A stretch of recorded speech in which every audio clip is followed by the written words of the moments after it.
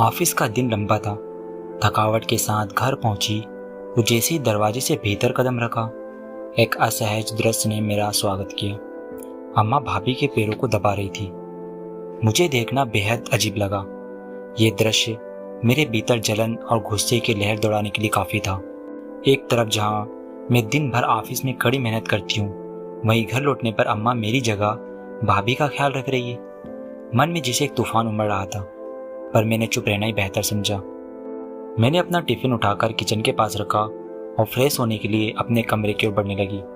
तभी अम्मा ने पीछे से आवाज़ दी, बिटिया रसोई में दूध रखा है, चाय बना ले और थोड़ा दूध बचा भी लेना। अभी बहू उठेगी तो उसको भी चाय बना दूंगी। अम्मा की बात सुनकर मेरा पारा 7वें आसमान पर चढ़ गया। मन में हजारों सवाल उठने लगे। क्या मैं इस घर की बहन और बेटी नहीं हूँ? क्या अब मुझे कोई महत्व नहीं? मुझे चाय भी खुद बनानी होगी, जबकि भाभी के लिए अम्मा सब कुछ कर रही है। ये सब बातें दिल में उमड़ते घुमड़ते आक्रोश का रूप लेने लगी। गुस्से में मैं सीधा दूसरे कमरे में चली गई, बिस्तर पर औंधे मुंह लेट गई और खुद से सवाल करने लगी, क्या ये वही अम्मा है जो मुझे बचपन में अपनी जान से भी ज़्यादा प्यार करती थी? जब मैं स्कूल से घर लौटती थी तो अम्मा कैसे मेरे लिए गरम गरम खाना बनाती थी और प्यार से खिलाती थी, मेरी छोटी छोटी बातें सुनती, मेरे हर सुख दुख का ख्याल रखती थी। अब वे सब कहाँ चला गया? मेरा मन पुराने दिनों की यादों में खो गया। बचपन की वो मिठास, जब हर रात अम्मा मेरी देखभाल करती, हर परेशानी में मेरे साथ खड़ी रहती। पर अब उन्हें भाभी की ज़्यादा चिंता है। क्या मैं अब इस घर में कुछ भी नहीं हूँ? सोचते सोचते मेरी आंख लग गई। कुछ देर बाद अम्मा की आवाज़ ने मुझे जगा दिया, बिटिया चाय नहीं बनाई क्या? खुद भी पी ले और भाभी को ही पिला दे। ये सुनते ही मैंने झल्लाकर जवाब दिया, नहीं, मुझे चाय वाय नहीं पीनी। जाओ तुम भाभी की ही तीमारदारी करो, मैं तो अब तुम्हारी कुछ नहीं लगती। अम्मा थोड़ी देर चुप रही, शायद मेरी नाराजगी को समझने की कोशिश कर रही थी। बड़ी ही नरमी से बोली, अरे बेटिया तू तो मेरी रानी बेटी है, वो भी तो मेरी ही बेटी है। सुबह से कुछ खाया नहीं है उसने, बस बदन तप रहा है। हाँ तो जाओ ना, उसका बदन भी दबा दो, मैंने खींच कर कहा। अम्मा ने संयमित स्वर में जवाब दिया, देख बिटिया, उसके सुख दुख में हमारा फर्ज उसका ख्याल रखना। मैंने बेमन से कहा, पर अम्मा तुम उसकी बहू थोड़ी ना हो, वो तुम्हारी बहू है। अम्मा ने गहरी सांस लेते हुए कहा, बिटिया ये किसने कह दिया कि केवल बहुओं को ही सारी जिम्मेदारी होती है और उसे क्या फ़र्क पड़ता है? बस इतना ही तो फ़र्क है कि मैंने उसे जन्म नहीं दिया, वो भी तो हमारे लिए ही अपना घर परिवार छोड़कर आई है, तेरी बहन की तरह। मैं चुप हो गई, पर मन में हलचल मचने लगी। अम्मा भाभी को कैसे बहन के रूप में देख सकती है? मैंने फिर तर्क दिया, तो दवा खाकर सो जाती, पैर दबाने की क्या जरूरत थी? अरे मैंने उसको कहा था कि डॉक्टर को दिखा ले, पर वे बोली माँ जी जीजी आ जाए तब चलूंगी। आप कहाँ ले जाओगी? और जीजी की तबीयत भी तो ठीक नहीं रहती, इसी बहाने वे डॉक्टर को दिखा लेंगी। मैं आवाक रह गई।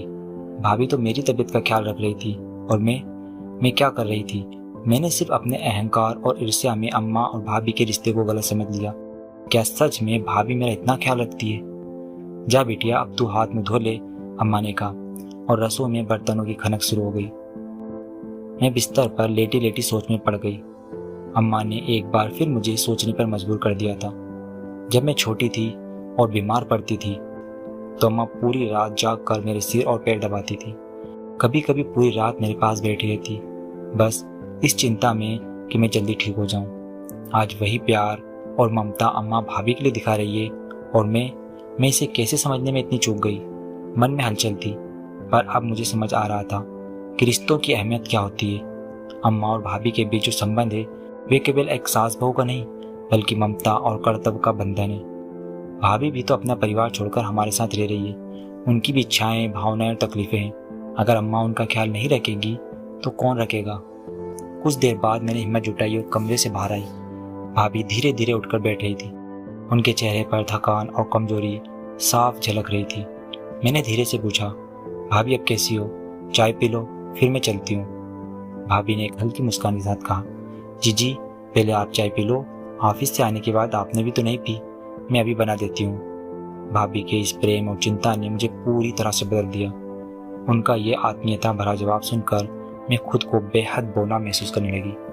मैं कैसे इतनी छोटी सोच रख रही थी, जबकि भाभी मेरे लिए इतना प्यार और फिक्र दिखा रही थी। अम्मा और भाभी दोनों ही मुझे सिखा रही थी कि रिश्ते सिर्फ खून के नहीं होते, दिल के भी होते हैं। ये सिखा रही थी कि कर्तव्य, ममता और प्यार का दायरा सिर्फ सगे रिश्तों तक सीमित नहीं होता। अब मेरे पास कहने को कुछ नहीं था, शायद इसलिए मेरे मुख से बस इतना ही निकला, भाभी चाय बना लो, हम साथ में पीते हैं। कहानी अच्छी लगी हो तो कहानी को लाइक और शेयर करें और इस चैनल को सब्सक्राइब ज़रूर करें। मिलते हैं अगले वीडियो में। अपना और अपने अपनों का ख्याल रखिए।